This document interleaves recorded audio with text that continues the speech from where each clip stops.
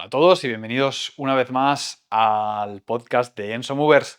En el episodio de hoy vamos a hablar de uno de los temas más de moda en el ámbito del fitness, que son los movimientos pliométricos. ¿Qué son?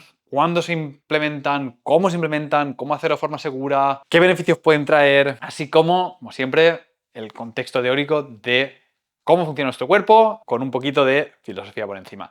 Así que, si has escuchado esta moda y tienes curiosidad para saber qué hay detrás, este episodio es para ti.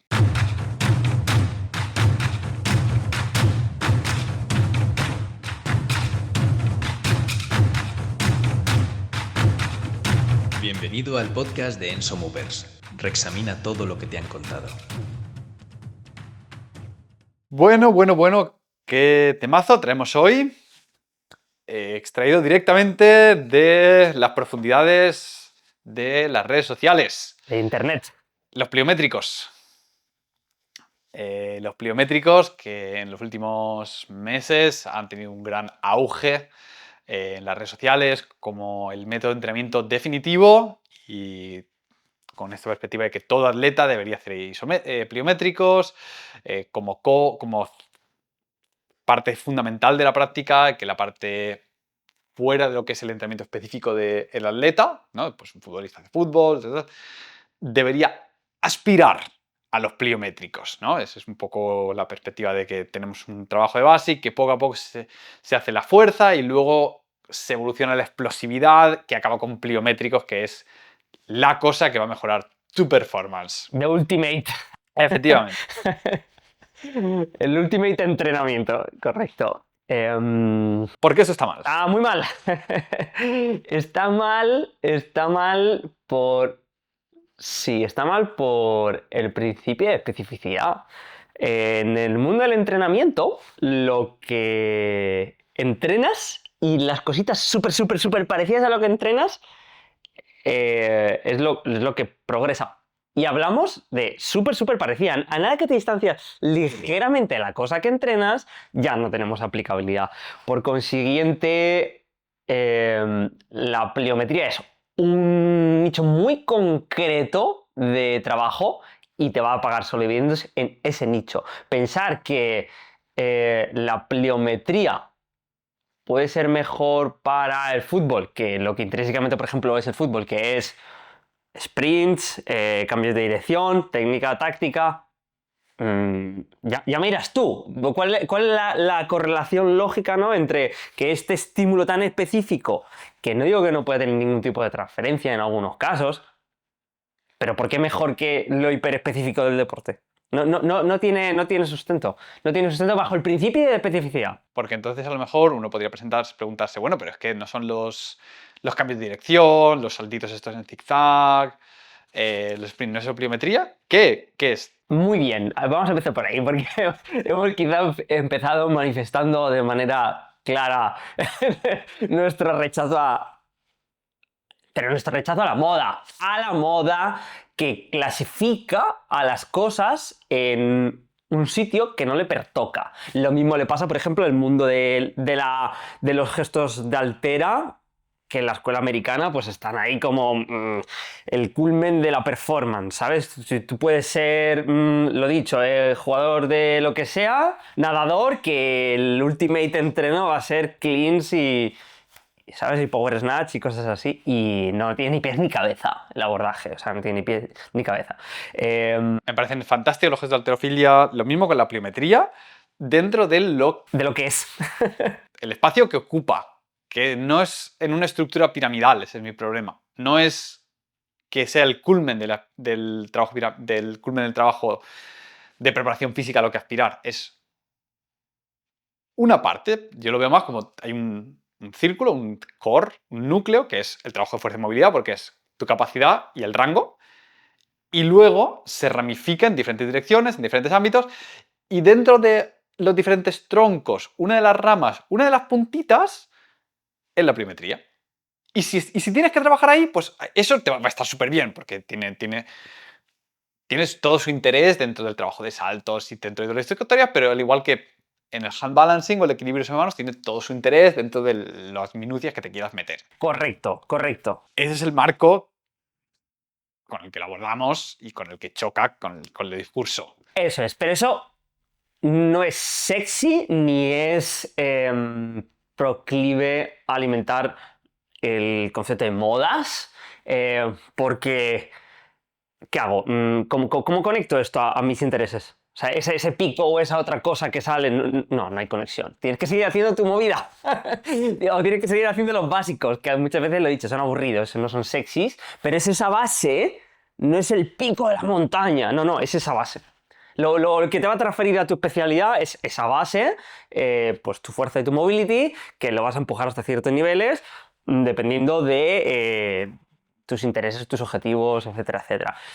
Bueno, vamos a hablar de la pliometría, que sí es. ¿Qué es y qué no es la pliometría? Correcto. La pliometría es una metodología de entrenamiento. Al final no es realmente la pliometría lo hemos describir como un gesto o tal.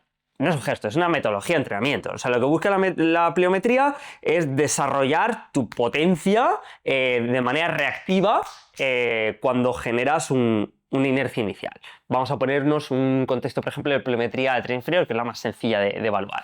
Vamos a hablar mega analíticos, pliometría de tobillo, solo a nivel de tobillo, sin meter más articulaciones. Nosotros generaríamos una inercia inicial, es decir, por ejemplo, un salto de gemelo, y cuando caigo, entonces aprovecho esa inercia realizada con el primer salto para generar un segundo input, un segundo salto, ¿ok? Hay una fase de frenada brusca, que algo de la carga se absorbe, pero parte de esa carga se redirecciona en el segundo salto. Por lo tanto, el segundo salto es lo que llamamos salto de tipo pliométrico, es un salto que va a tener un pico de cargas más alto que el primero. ¿Ok? Va a tener un pico de carga más alta, y eso puede ser interesante porque al final lo que hacemos en el mundo de entrenamiento es buscar estímulos que coincidan con la franja de adaptación que queremos encontrar, y entonces vamos aumentando la cantidad de ese estímulo en medida que nuestra capacidad, nuestra tolerancia a los estímulos va subiendo, y la pliometría te permite, en muchos de estos casos, ir incrementando ese estímulo.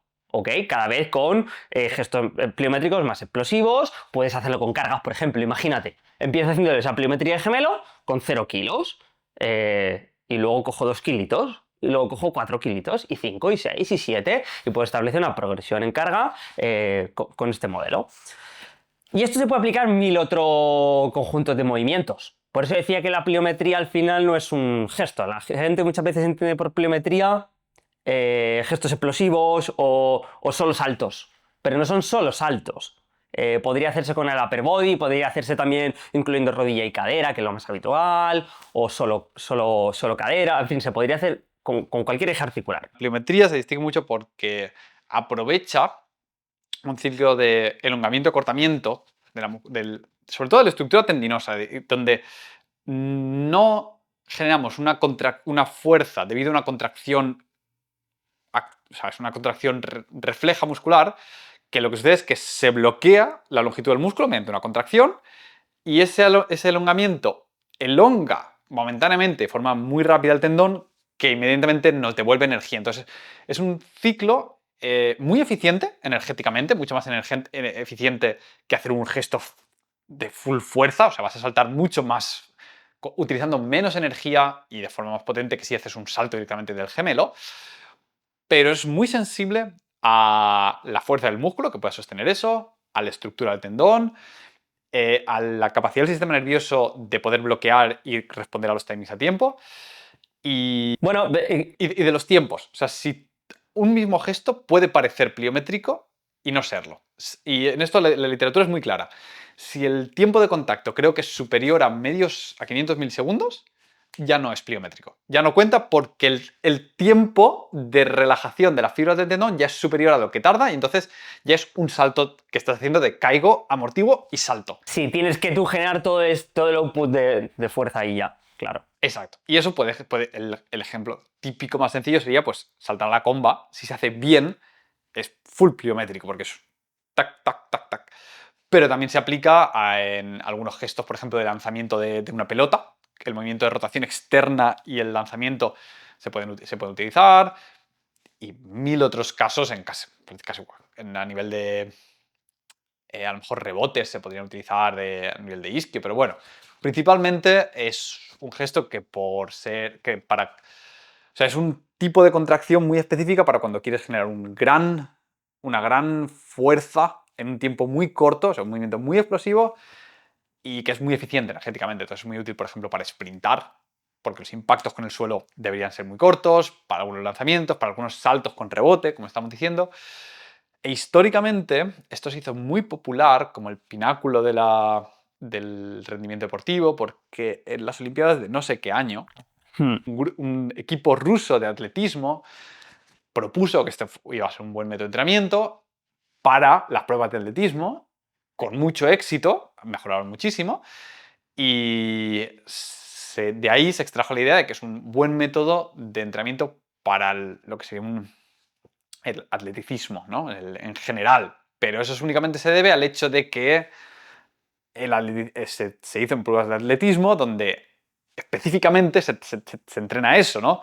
Sprints, saltos de vallas, el salto con triple salto, que es específicamente eso para lo que se entrena. Esas curvas de fuerza tan locas en los gestos deportivos, claro. Entonces, pero a la hora de transferir a otros escenarios deportivos, puede tener transferencia o no. Puede tener o no, hay que evaluar individualmente, claro.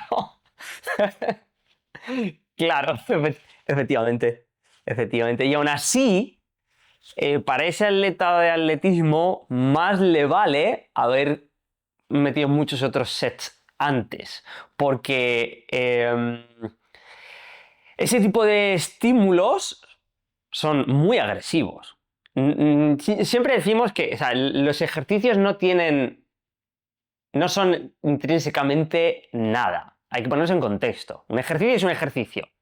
Si lo pones así en el aire, no es nada. Hay que ponerlo en un contexto para poder evaluar. Entonces, cuando lo pones en contexto, es un ejercicio que si no tienes una base fuerte, es fácil pecar en el pico, donde hay mucha carga, en esa parte muy pequeñita donde hay mucha carga, porque en el resto del motion no hay casi carga o no hay nada de carga, pues no pasa nada, es muy fácil de asumir. Pero en ese pequeño trozo del ROM y del tiempo de trabajo, donde sí hay mucha carga, tienes que estar preparado. Y tienes que estar muy preparado y tienes que haber hecho esos deberes, porque si no, la probabilidad de lesión es alta. Entonces, no quiero decir que los... Sí, porque además los picos de fuerza son extremadamente altos, porque las aceleraciones son muy altas. O sea, estamos hablando de rebotar con el peso corporal muchas veces de forma unipodal y propulsar el cuerpo. Es un pico de fuerza extremadamente alto, con muchos múltiplos por encima del peso corporal. Yo con este tipo de... Sí. Con pliométricos he llegado a ver lesiones en la antesis, o sea, en la conexión del tendón con el hueso. Desprenderse el tendón. He llegado a ver ese tipo de historia.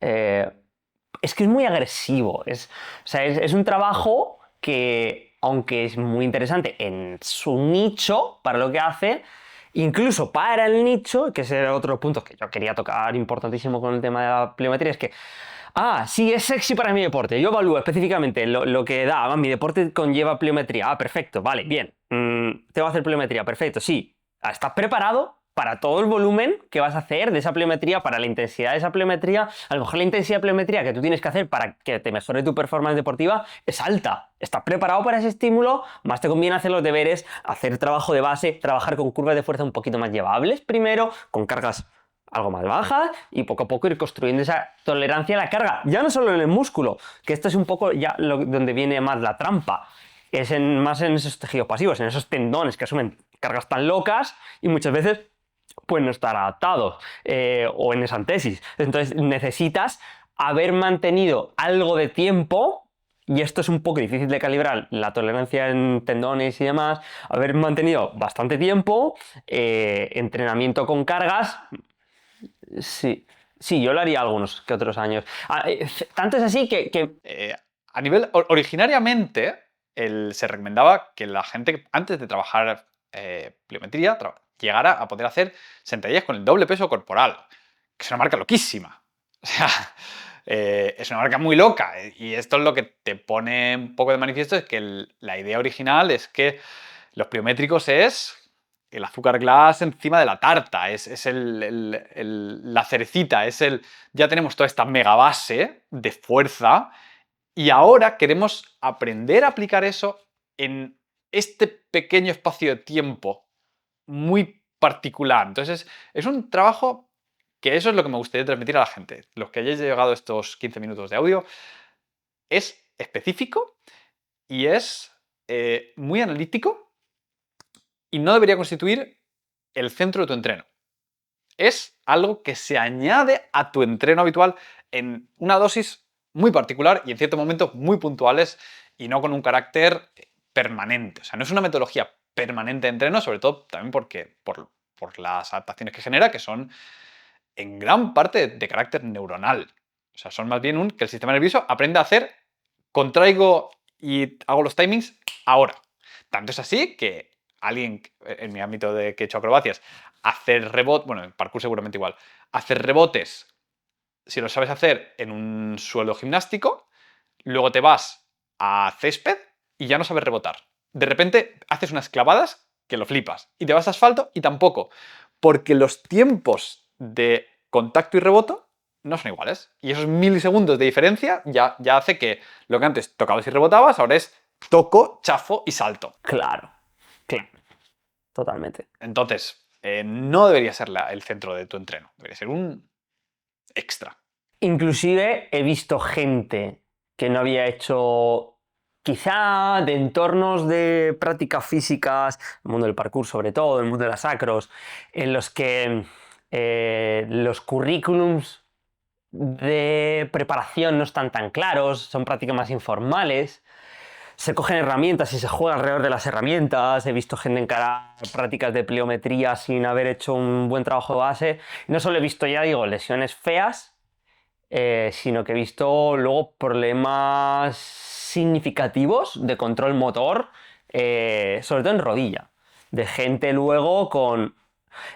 pues en el sentido de que luego hay inhibiciones en ciertas partes del ROM, historias a la hora de moverse debido a la práctica de pliometría.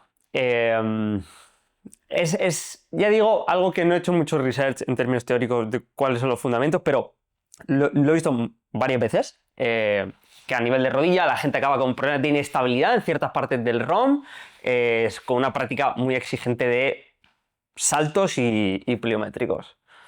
Entonces, Claro, además, dentro de lo ineficiente que es para fortalecer, estás fortaleciendo, pero estás fortaleciendo en unos rangos minúsculos. Entonces, no es estable la rodilla. Y bueno, también se me está ocurriendo la importancia de preparar también los cartílagos, que no estamos hablando de ello, pero por mucho que...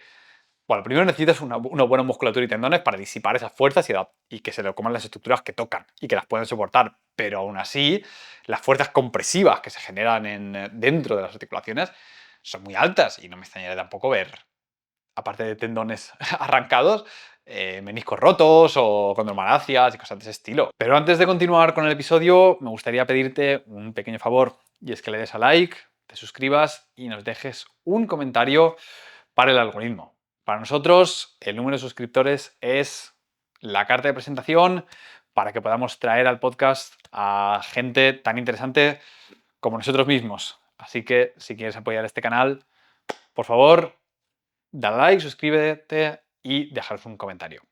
Un saludo y que disfrutes del resto del episodio. De hecho, además, es súper interesante que las ganancias que se obtienen de la pliometría aplanan relativamente rápido. O sea, una vez que haces un ciclo de pliometría de unos 6, 12 semanas como mucho, ya no ganas mucho más porque has saturado la curva neuronal de cómo se aplica bajo el umbral de fuerza que tienes disponible, ya le sabéis sacar todo el rendimiento. Fin. A partir de ahí te vale mucho más la pena centrarte en desarrollar más fuerza máxima para que esa optimización de ese control neuronal fino que has obtenido en esos rebotes tenga un umbral más alto, es decir, puedas sostener impactos más fuertes y rebotarlos y sacarlos de ahí. Entonces, la base va por el trabajo de fuerza. sí. Y en la mayoría de deportes diría lo siguiente es el trabajo de potencia directamente relacionado con tu deporte antes que la pliometría. Por ejemplo, en el mundo del salto, si en tu práctica deportiva el salto no es desde un input pliométrico, principalmente ese debería ser el trabajo de especialización deportiva que hagas. Que ojo, también trabajo de base, igual. Pero si a la hora de meter sets es salto, y si lo que quieres es más salto en altura, tienes que trabajar esa métrica. Si quieres generar más salto en la horizontal, más salto en la horizontal. Si quieres hacer un híbrido, un híbrido. Que lo dicho, el ciclos de pliometría aquí y allá te pueden sinergiar de manera positiva, incluso en esos contextos, porque es real, empíricamente lo he visto, eh, pero no es el centro. Hay una clara jerarquía, y la jerarquía es trabajo de base y luego el trabajo de especialización de mi cosa. Entonces, como la purpurina en todo caso sí que incluiría trabajo pliométrico si mi deporte es, pues eso, altamente explosivo, es interesante. Es una herramienta interesante. Claro, por ejemplo, o sea, siempre tendría un centro de fuerza y movilidad como humano. Luego, en ciertas épocas, eso puede tomar un rol secundario mientras te especializas en tu deporte, o si tu deporte pues es tal. Pero bueno, siempre tiene que haber algo de trabajo de fuerza y de movilidad, por lo menos un par de sesiones a la semana, diría por lo menos. Sí. Y en muchos deportes también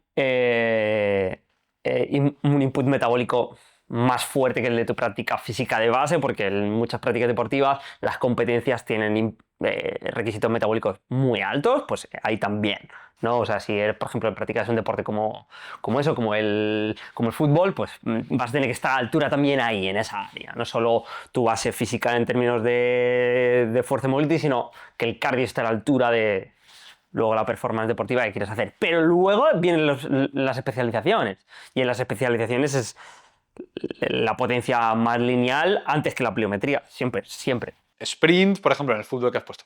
Sprints y cambios de dirección y ya está.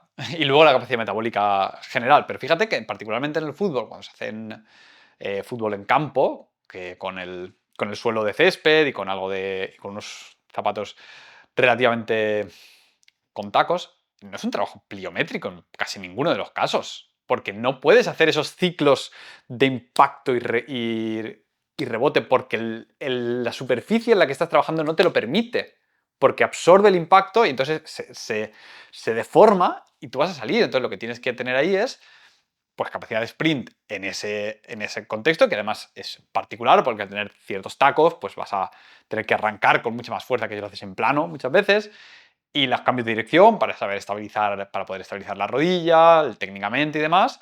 Y si te vas nicho, antes que ir a pliometría, yo me iría a cosas como el input del sprint, desde dónde sale. Porque el fútbol, como la mayoría de prácticas deportivas, tiene una realidad mucho más orgánica que lo que es la preparatoria física.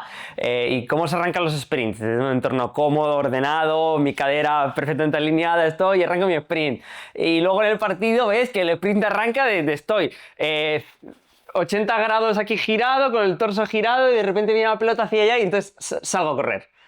Y eso es radicalmente diferente, el momento de generar las fuerzas. Y de repente hay una persona en medio que tengo que sortear. Claro, y tengo que hacer así, claro. Entonces, meter ese tipo de variables entra dentro del espacio de especialización del desarrollo físico del atleta. Y yo me centraría más en esa purpurina, por ejemplo, en el caso del fútbol, antes que en la pliometría. Sí, absolutamente. Porque no me cansaré de repetir, es trabajo específico. Es neuronalmente cuán capaz es el sistema nervioso de bloquear la musculatura cuando toca, y luego, una vez que la bloquea cuando toca y el tendón, o sea, y una vez que lo bloquea cuando toca, y durante el tiempo que toca, cuán capaz es la musculatura de sostener durante medio segundo 3 veces la fuerza del peso corporal, o 4 o 5, no recuerdo cuántas veces eran, y el tendón de soportarlo. ¿Que lo puedes soportar? Tienes un asalto pliométrico. ¿Que no? Pues lo que suele suceder es que el tiempo de reacción ya no es el mismo, entonces te chafas y sales. Que me lleva a, ya quizá un poquito a nivel práctico de aplicabilidad de la pliometría. Ahora nos podemos meter un poco en cómo lo introduciríamos en un programa de entrenamiento, ¿no? Pero el error más común es intentar hacerla demasiado fuerte. Demasiado fuerte, demasiado rápido. Es decir, si tú haces el ejemplo típico de pliometría, que es el salto de cajón, en inglés es el drop jump, que es el salto desde un cajón, toco y reboto y salto lo más alto posible. Si el cajón es ligeramente más alto de lo que tú puedes sostener, ya no vale. Si en el momento del impacto no es un impacto extremadamente rápido, que tú notas que es un contacto y reboto, como una palmada, si tú notas que hay una fase de contacto y salto, ya no vale. Y saltar desde más alto que un cajón ya suele ser muy problemático para la mayoría de la gente. La mayoría de la gente podría empezar desde un rebote desde pie plano, ¿no? A un pequeño saltito, caigo y reboto, o desde un pequeño step. Pero es importantísimo asegurarse que los tiempos de contacto sean muy, muy, muy breves. Una manera de medir eso es con midiendo el output de salto. Si tú coges y en salto vertical llegas a una marca X y desde el salto de cajón consigues incrementar la altura de ese salto, estás aprovechando algo. Aunque eso es un espectro de cuánto aprovecho, porque esto no es una cosa binaria. En plan, ¿se aprovecha o no se aprovecha la pliometría? Ahí hay un espectro, puedo aprovechar de 0 a 100 el estímulo. Entonces, deberías aspirar a que el trabajo aplique lo máximo posible la línea de donde estás poniendo el trabajo y no otras cosas. En este caso, si el objetivo es pliométrico, deberías aspirar a aprovechar lo máximo posible ese ciclo anterior en tu salto. Entonces, midiendo eso, el incremento máximo posible que hagas con ese input pliométrico a tu salto o vertical, por ejemplo. Eso es a lo que habría que aspirar. Y si pones el cajón más alto y eso hace que baje, no estás trabajando más pliometría, en menos. Sí. El otro error que veo es pasarse de volumen. Sí, iba a decir eso. Uno, por prevenir lesiones. Eso es lo primero. Y lo segundo, Es que se subestima mucho el input, el impacto del input. Se subestima mucho. Como no es el mismo perfil de fatiga que tienes en el gym, ¿sabes? No es el mismo perfil de fatiga.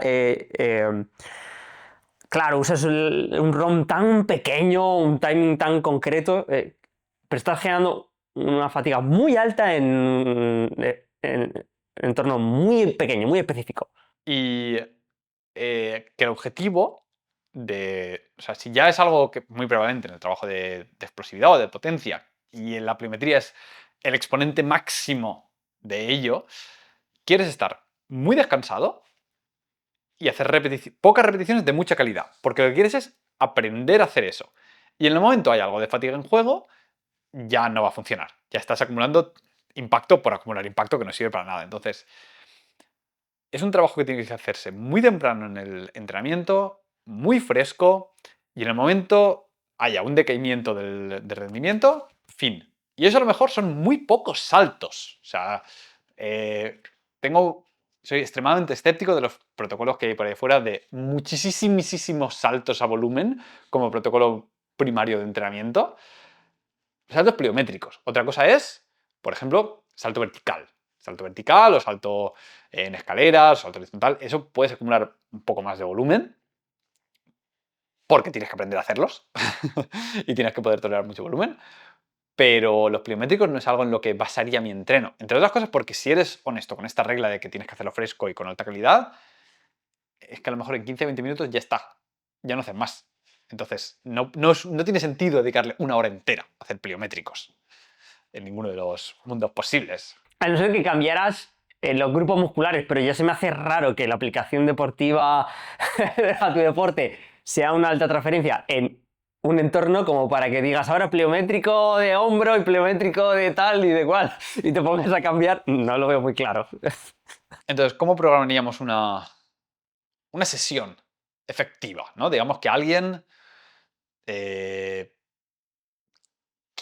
Bueno, iba a decir, el objetivo, la barrera inicial donde se recomendaba un doble peso corporal en sentadilla, para mí hay que tomarlo con ciertos matices, porque si esto fuese así, ninguna mujer haría pliométricos nunca jamás, porque es una barrera élite que a lo mejor le tiras 8 años para desarrollar eso.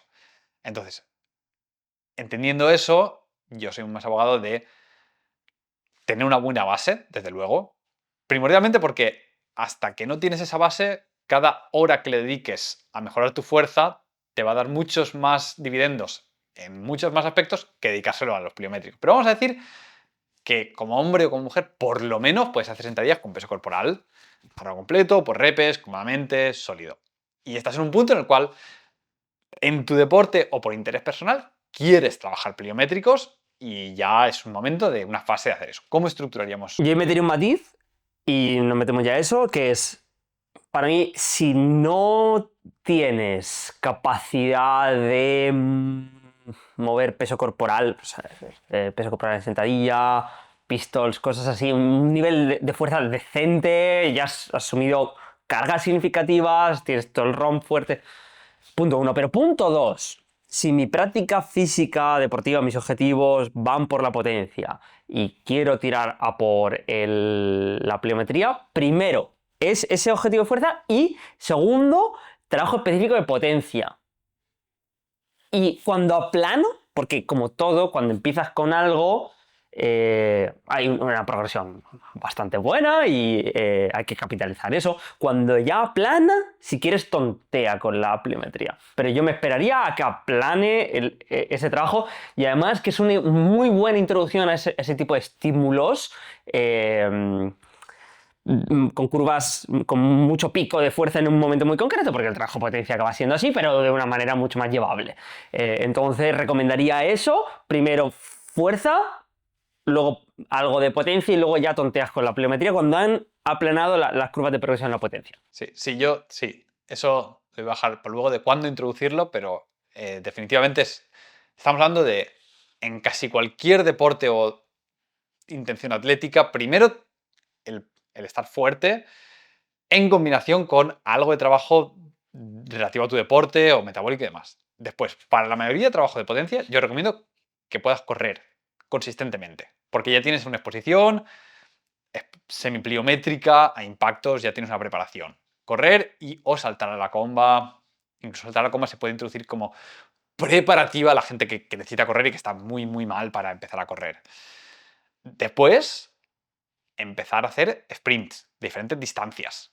Poder sprintar, me parece además, dentro de que sprintar es relativamente específico, es un patrón muy humano, muy aplicable a casi cualquier deporte por motivos locomotrices, y ya es específico. Y una vez que ya has tocado sprint de varias distancias durante un tiempo, entonces puedes decir, oye, me interesa añadir un poquito de trabajo pliométrico.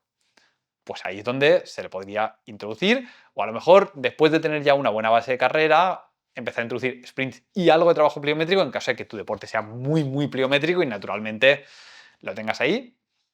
Pero bueno, estamos hablando también de que la mayoría de gente que quiere introducir el trabajo pliométrico ya tiene cierto condicionamiento porque no empieza de cero. O sea, estamos hablando de gente que muchas veces ya viene un deporte donde tiene algo relativo con la explosividad, entonces ya tiene algo de exposición a la carrera, las sprints, los cambios de direcciones y demás. Pero bueno, que no me sorprendería tampoco ver gente que si en tu deporte hay saltos, trabaja saltos de manera analítica, no saltos pliométricos, saltos y salta de manera analítica y mejora los saltos, mejora la técnica, mejora la capacidad. Hay muy poco trabajo pliométrico en el baloncesto. Es todo mucho de doy 3 pasos y salto. O salto desde parado para hacer una chapa, lo que sea. Pero de caer y rebotar, como puede ser en un triple salto de atletismo, hay muy poco trabajo porque la pliometría es algo muy específico. No diría cero, pero es infinitamente menos interesante que cambios de dirección, potencia de salto plana, o sea, sin más, velocidad en tus sprints, etcétera, etcétera. Es que, claro, ¿qué es eso? Lo que tú estás diciendo, la pliometría es tan nicho, la gente piensa que... Yo creo que uno de los puntos de misconception grave es lo que tú decías de... Parkour, que tienes que hacer unos TikToks, unos rebotes. Vale, sí. Pero también es nicho, ¿eh? Pero también es nicho incluso en el parkour, sí. Es claro que son 3 subdisciplinas dentro de disciplinas que ya no tiene mucha gente. Pero yo creo que la gente no entiende, lo que no tiene claro es el tema de lo de los tiempos. De espera creo que por ahí va un poco el misconception de mucha gente, que en el momento en el que tú tienes claro eso, que el tiempo de respuesta entre el primer input y el segundo tiene que ser mega corto, si no, no es pliometría, la gente considera que mucha performance deportiva que hay ahí fuera podría verse como pliometría si ese espacio se hubiera mejorado 1,5 segundos, 2 segundos. Pero no es el caso, así que entonces no es pliometría.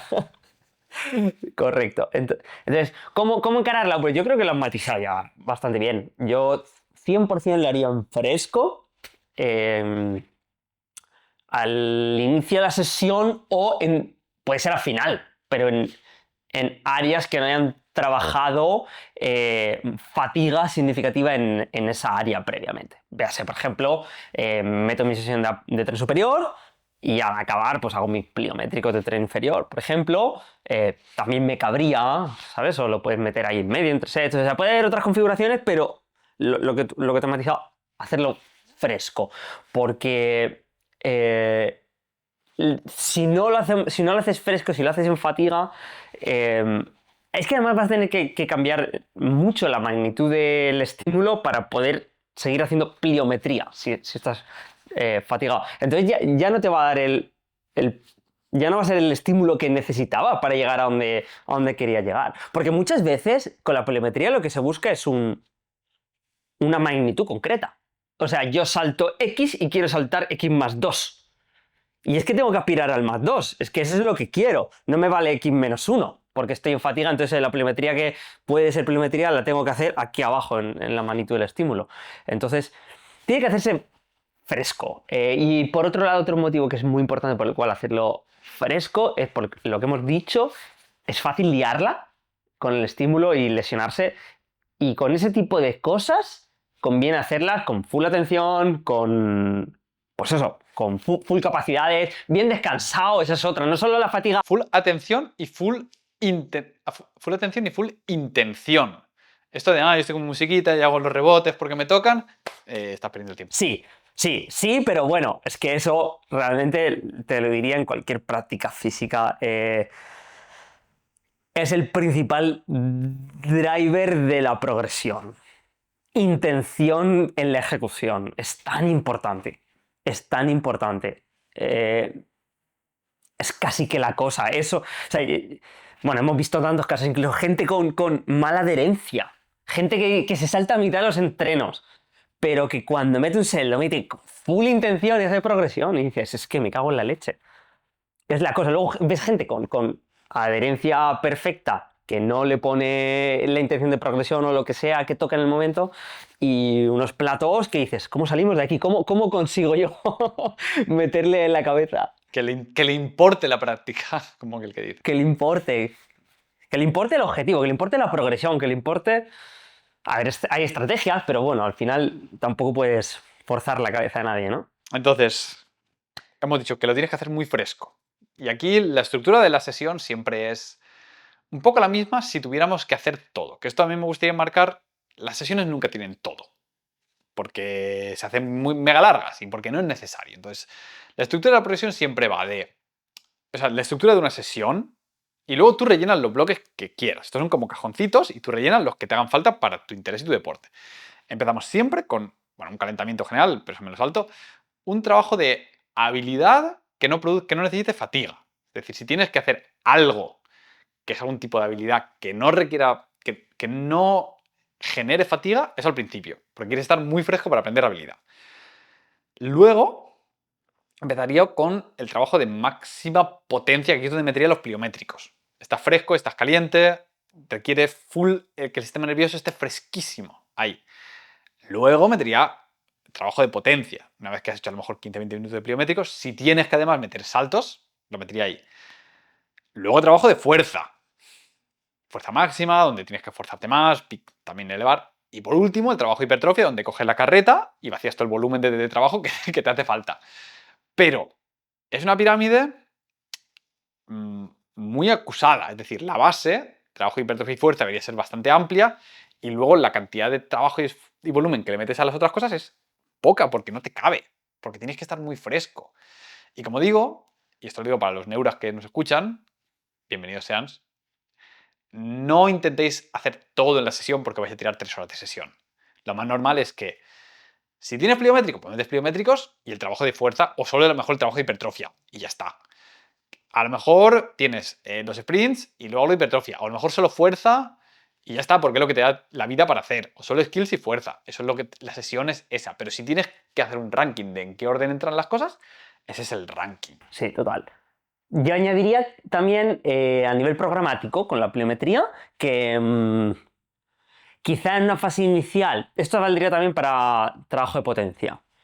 En una fase inicial puedes trabajar por sets, porque así el estímulo va a ser más bajo y va a ser menos lesivo, va a ser más fácil aprender la coordinación y tal, sin tanto pico de intensidad. Pero lo que te va a pagar dividendos en este tipo de trabajos, en la potencia, en la pliometría, buscamos el pico de capacidad. Entonces al final van siendo sets de una rep. Y tienes que... Tres reps como mucho. si lo que buscas es performance, te interesa el máximo que le sacas a la rep.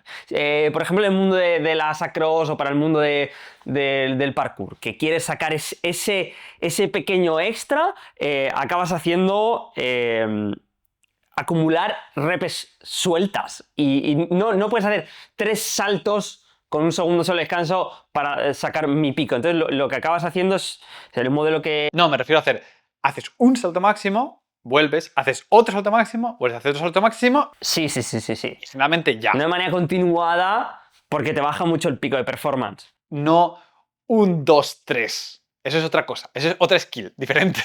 Encadenar 3 saltos. Eso es otra cosa. Sí.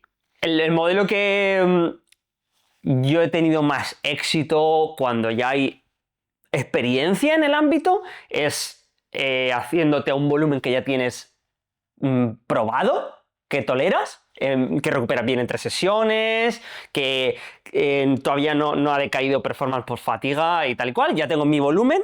Pues ese volumen total, ponle que en mi caso estoy haciendo 15 repes de salto o eso, 20 repes de pliometría, el volumen que yo ya tengo claro en mi sesión.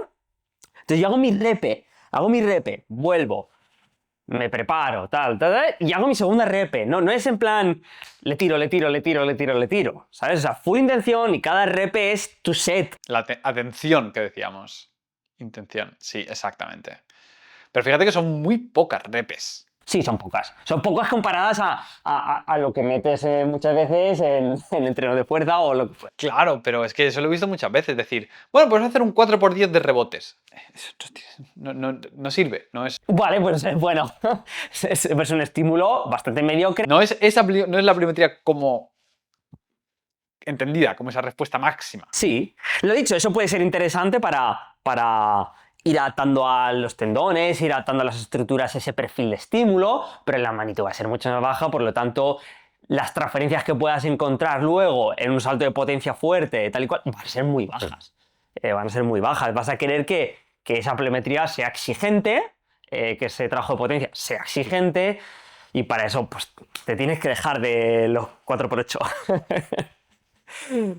Son singles. Una forma muy fácil de acercarse a la pliometría, diría, es el trabajo de comba. Si lo haces bien, que tienes rebotes, y si intentas progresivamente a lo largo de las semanas ese rebote pequeñito, que al principio lo quieres hacer pequeñito porque es más eficiente energéticamente, pero luego intentas rebotes cada vez más fuertes, ¿no? Por ejemplo, puede ser simplemente saltar más alto conscientemente o intentar meter trabajo de doubles, que tienes que impactar y rebotar, pues puede ser una buena preparación, puesto que tampoco te caes desde una altura muy alta y es muy progresivo y muy accesible.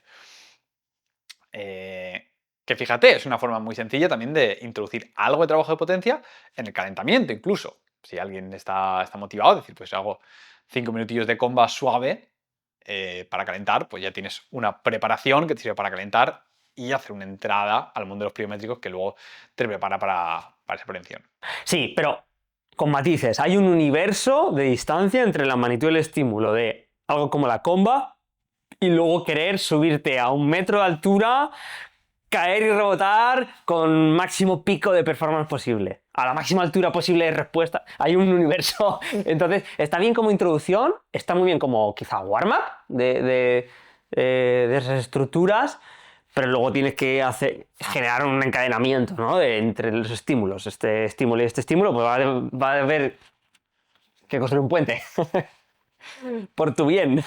Y luego, por último, enfatizar también, bueno, remarcar que por motivos de seguridad y efectividad no hacerlo bajo fatiga, es decir, no intentes voy a hacer mis pliométricos al mismo tiempo que intento hacer un ciclo de hipertrofia de gemelos con elevaciones de gemelo al máximo o de trabajar fuerte la movilidad de tobillo porque te puede romper un tendón, básicamente. Te rompes. Y dentro de esto, decir que la pliometría, al ser algo súper específico, es algo debería ser cíclico. Como decía antes, satura. Es decir, tú llegas a un umbral de fuerza,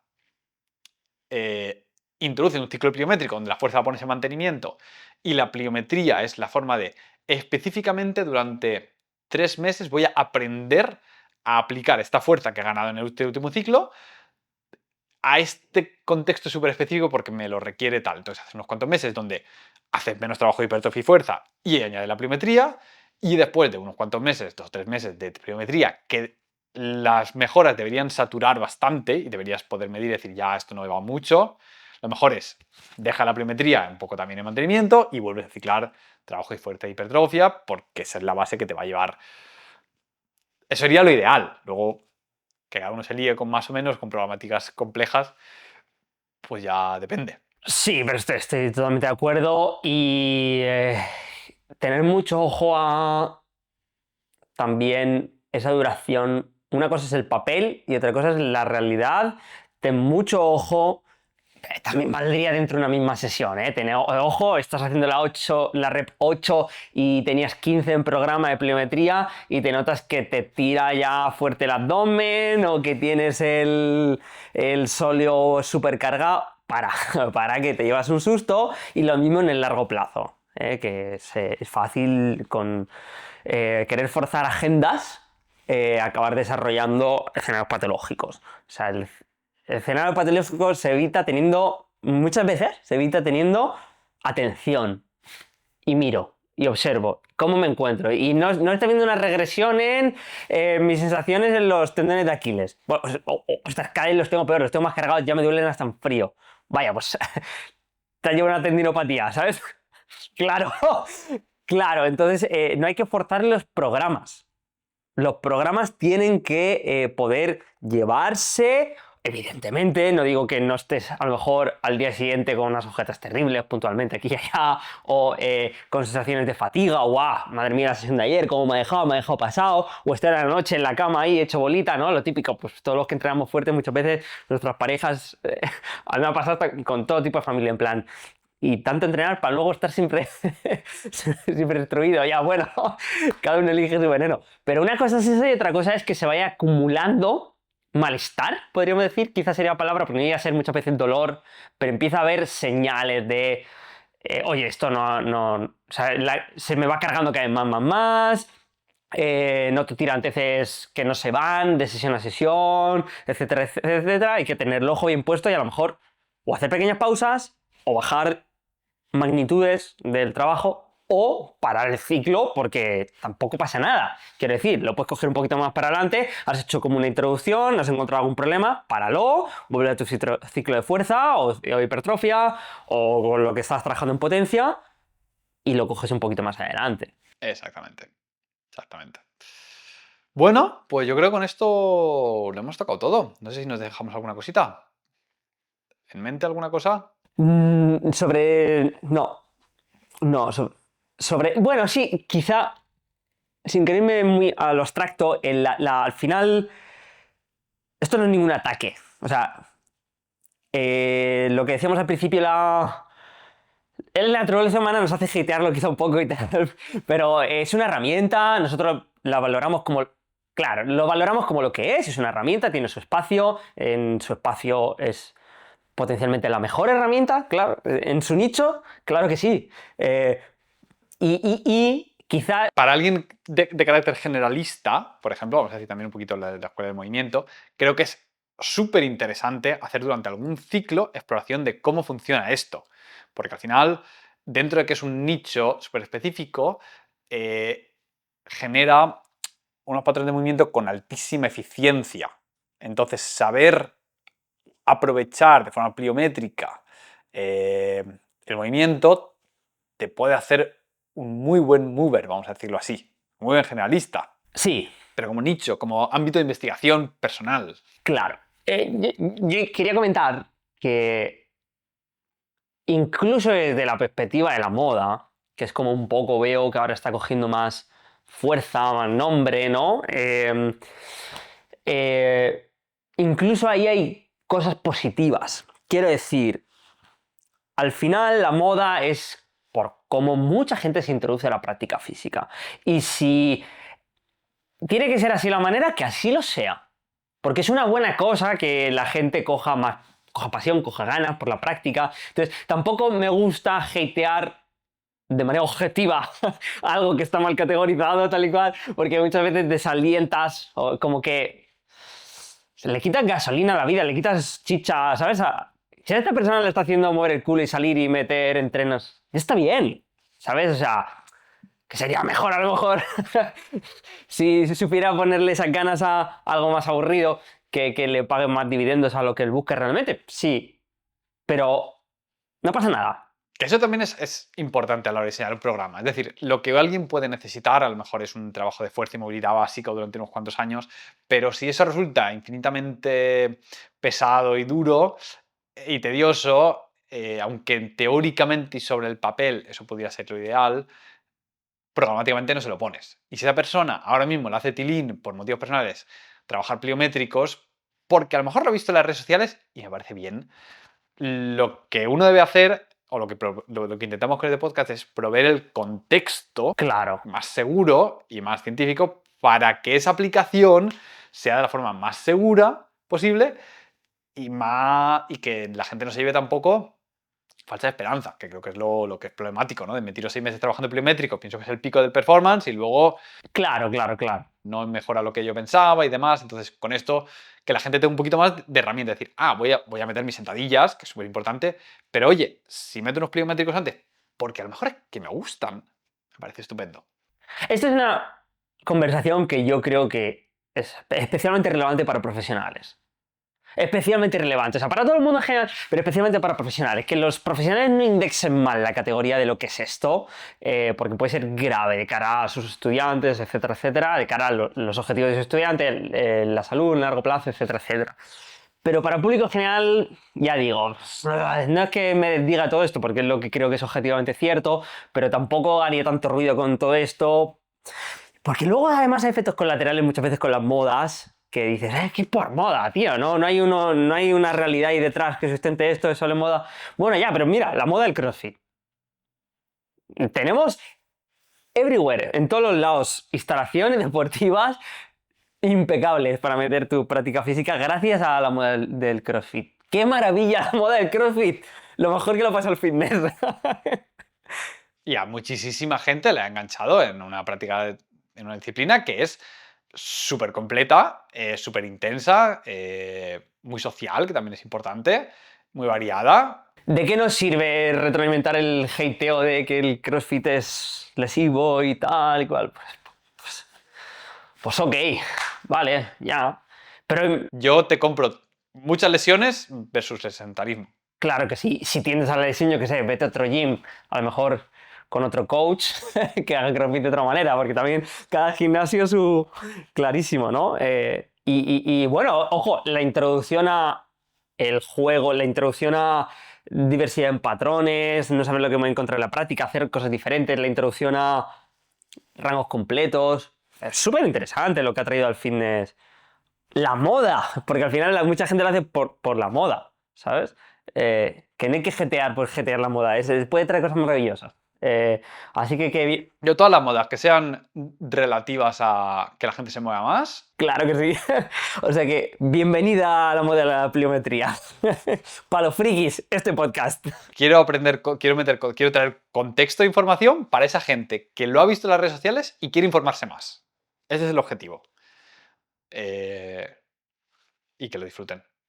Que verdaderamente hacer pliometría puede ser divertido. O sea, mola. Que es muy guay. No lesionéis, por favor. la sensación de poder saltar y decir, me siento ligero y me siento ágil. Sí. Y o sea, el output, si haces trabajo de salto, el output de salto que puedes generar desde una pliometría bien aprovechada es una locura. El plus que te da en muchas prácticas deportivas, pues puede ser un edge guay. O sea, tiene su espacio. Muy bien. Pues yo aquí ya cerraba. Tengo que- Si alguno de los oyentes piensa que nos hemos dejado algo, dejadlo en los comentarios y lo contestaremos en un podcast posterior. Y espero que hayamos arrojado luz sobre esta moda. Muy bien. Vale, besitos. Un saludo. Chao.